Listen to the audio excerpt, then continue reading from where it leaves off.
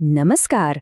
આંગણવાડી કાર્યકર અને તેડાગર બહેનો એમના યોગદાન પછી જે વળતર મળે છે ને એની જ્યારે વાત આવે ને ત્યારે ગ્રેજ્યુએટી શબ્દ બહુ જ મહત્વનો બની જાય છે. તો ચાલો આજે આપણે સમજીએ કે સુપ્રીમ કોર્ટના ચુકાદા મુજબ આ ગ્રેજ્યુએટીની ગણતરી થાય છે કેવી રીતે, એકદમ સ્ટેપ બાય સ્ટેપ અને સાવ સરળ ભાષામાં. જો આ એક એવો સવાલ છે જે લગભગ દરેકના મનમાં આવે જ કે ભાઈ આટલા વર્ષોની નિષ્ઠાપૂર્વક સેવા કરી, આટલી મહેનત કરી, તો એનું જે અંતિમ વળતર છે એની ગણતરી થાય કેવી રીતે? બસ આ જ સવાલનો જવાબ આપણે આજે શોધવાના છીએ. ચાલો સૌથી પહેલાં એક વાત બિલકુલ સ્પષ્ટ કરી લઈએ. ગ્રેજ્યુએટી એ કોઈ લાભ કે ભેટ નથી. ના, એ એક કાયદાકીય હક છે, એક અધિકાર છે. અને આ અધિકારને સુપ્રીમ કોર્ટ અને પેમેન્ટ ઓફ ગ્રેજ્યુએટી એક્ટ 1972નું પૂરેપૂરું સમર્થન છે, એટલે કે આની પાછળ એક મજબૂત કાયદાકીય આધાર રહેલો છે. સારું, તો હવે મૂળ વાત પર આવીએ. સૌથી પહેલો અને સૌથી અગત્યનો સવાલ કે ભાઈ આ લાભ મળે કોને? કોણ આના માટે યોગ્ય ગણાય? આ પહેલું સ્ટેપ સમજવું બહુ જ જરૂરી છે. તો જો ગ્રેજ્યુએટી માટેની યોગ્યતાનો જે માપદંડ છે ને એમાં સૌથી મહત્વનું છે સેવાનો સમયગાળો. અને આ લાભ માટે લાયક થવા માટે ઓછામાં ઓછી 5 વર્ષની સળંગ સેવા કરવી એકદમ ફરજિયાત છે. 5 વર્ષ, આ આંકડો યાદ રાખજો. ચાલો હવે આવીએ આખા વિશ્લેષણના હાર્દ પર. એનું જે મુખ્ય સૂત્ર છે, જે ફોર્મ્યુલા છે એના પર. હવે બની શકે કે પહેલીવાર જોવામાં આ સૂત્ર થોડું અઘરું લાગે, પણ ચિંતા ના કરતા, આપણે એને એકદમ સરળ રીતે ટુકડે ટુકડે સમજી લઈશું. ઓકે, તો ફોર્મ્યુલાનો પહેલો અને સૌથી જરૂરી ભાગ છે છેલ્લો માસિક પગાર.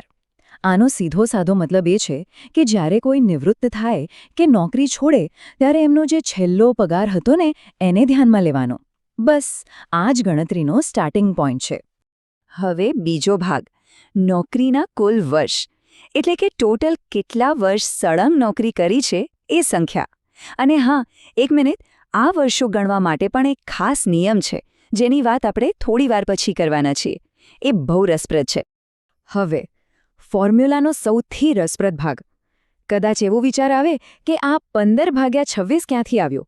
તો જુઓ, એની પાછળ એક લોજિક છે.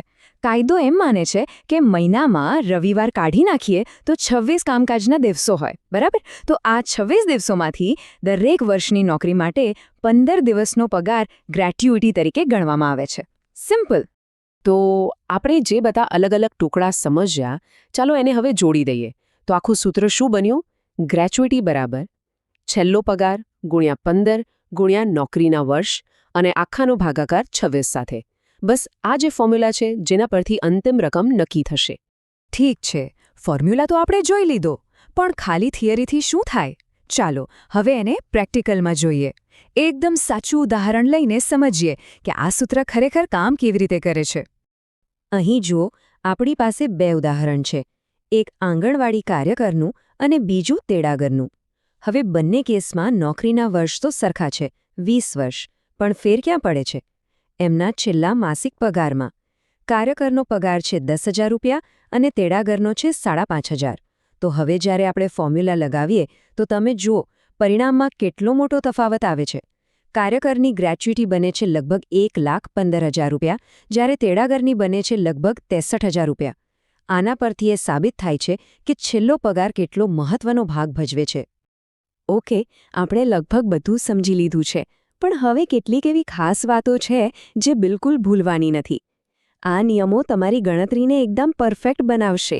તો ચાલો આ મુખ્ય નિયમો પર ફટાફટ એક નજર કરી લઈએ. અહીં 3 મુદ્દા બહુ જ કામના છે.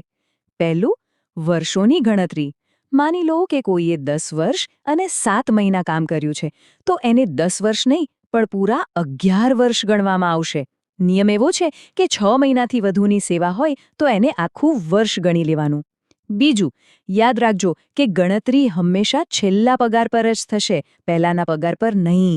અને ત્રીજી અને છેલ્લી વાત, નિવૃત્તિ પછી નિર્ધારિત ફોર્મ ભરીને ICDS કચેરીમાં અરજી કરવાની રહે છે. આ પ્રક્રિયા ભૂલવાની નથી. તો હવે આ બધી માહિતી બધા પાસે છે. એકદમ સ્પષ્ટ ફોર્મ્યુલા છે, નિયમો પણ ખબર છે. તો સવાલ એ છે કે શું કોઈપણ વ્યક્તિ પોતાની ગ્રેજ્યુએટીની રકમની ગણતરી કરવા માટે હવે તૈયાર છે? આ જ્ઞાન પોતાનો હક સમજવામાં અને એને મેળવવામાં ચોક્કસપણે મદદ કરી શકે છે.